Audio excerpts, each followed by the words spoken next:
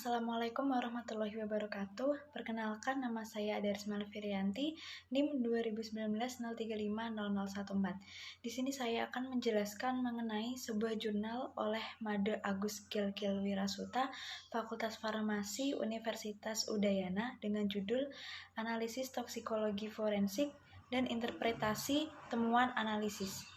Sebelumnya, ilmu toksikologi adalah ilmu yang menelaah tentang kerja dan efek berbahaya zat kimia atau racun terhadap mekanisme biologis organisme. Jadi, toksikologi forensik dapat dimengerti sebagai pemanfaatan ilmu toksikologi untuk keperluan penegakan hukum dan peradilan. Toksikologi forensik merupakan ilmu terapan yang dalam praktisnya didukung oleh berbagai bidang ilmu dasar, seperti kimia analisis, biokimia, farmakologi toksikologi, farmakokinetik, dan juga biotransformasi. Secara umum, tugas toksikologi forensik adalah membantu penegakan hukum khususnya dalam menganalisis racun baik kualitatif maupun kuantitatif, kemudian menerjemahkan hasil analisis ke dalam laporan sebagai bukti tindak kriminal. Gambaran kasus-kasus yang umumnya di negara maju memerlukan pemeriksaan dari toksikologi forensik itu meliputi 3 kelompok besar, diantaranya kematian akibat keracunan, kemudian yang kedua kecelakaan fatal maupun tidak fatal, dan juga penyalahgunaan narkoba dan kasus-kasus keracunan yang terkait dengan akibat pemakaian obat, makanan, kosmetika, alat kesehatan, dan bahan berbahaya kimia lainnya.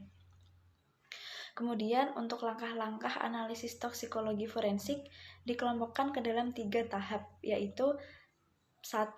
Penyiapan sampel atau sample preparation, 2.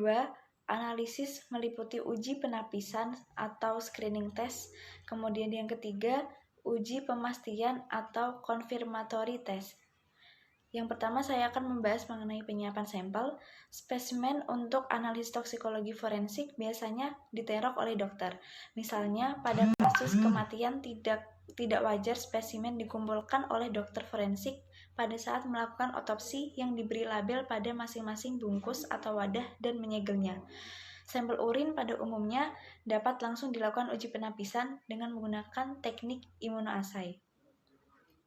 Prinsip dasar dari pemisahan ekstraksi cair-cair berdasarkan koefisien partisi dari analit pada kedua pelarut atau berdasarkan kelarutan analit pada kedua pelarut tersebut.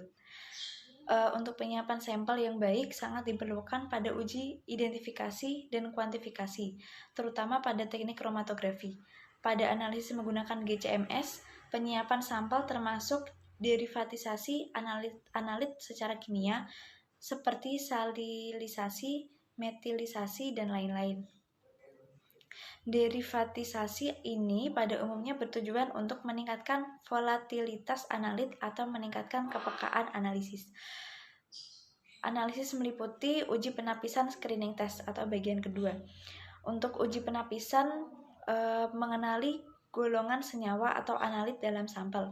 Di sini analit digolongkan berdasarkan baik sifat fisikokimia, sifat kimia maupun efek farmakologis yang ditimbulkan. Uji penapisan seharusnya dapat mengidentifikasi golongan analit dengan derajat reliabilitas dan sensitivitas yang tinggi, relatif murah, dan pelaksanaannya relatif cepat. Terdapat teknik uji penapisan yaitu yang pertama, kromatografi lapis tipis atau KLT yang dikombinasikan dengan reaksi warna. Kemudian yang kedua, teknik imunoassay. Bagian 3, uji pemastian atau confirmatory test. Uji ini bertujuan memastikan identitas analit dan menetapkan kadarnya.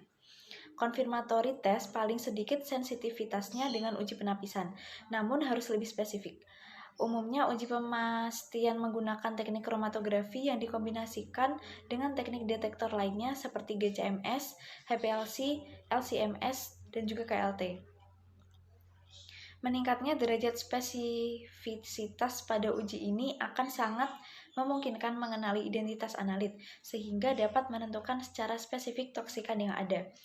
Prinsip dasar uji konfirmasi dengan menggunakan teknik GCMS adalah analit dipisahkan menggunakan gas kromatografi, kemudian dipastikan identitasnya menggunakan teknik spektrofotometri massa.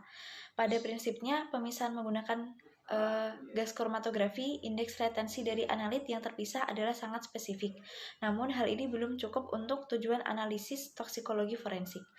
Analit yang terpisah akan memasuki spektrofotometri massa. Di sini bergantung dari metode fragmentasi pada MS. Analit akan terfragmentasi menghasilkan pola spektrum massa yang sangat karakteristik untuk setiap senyawa. Pola fragmentasi atau spektrum massa ini merupakan sidik jari molekular dari suatu senyawa. Dengan memadukan data indeks retensi dan spektrum massanya, maka identitas dari analit dapat dikenali dan dipastikan. Di samping melakukan uji identifikasi potensial positif analit, pada uji ini juga dilakukan penetapan kadar dari analit. Data analisis kuantitatif analit akan sangat berguna bagi toksikologi forensik dalam menginterpretasikan hasil analisis.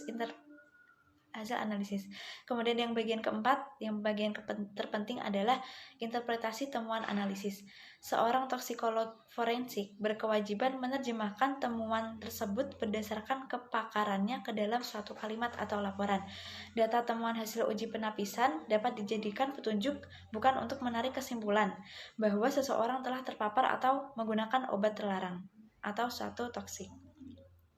Sedangkan hasil uji pemastian atau confirmatory test dapat dijadikan dasar untuk memastikan atau menarik kesimpulan apakah seseorang telah menggunakan obat terlarang yang dituduhkan. Sekian dan terima kasih. Apabila ada salah kata mohon dimaafkan. Wassalamualaikum warahmatullahi wabarakatuh.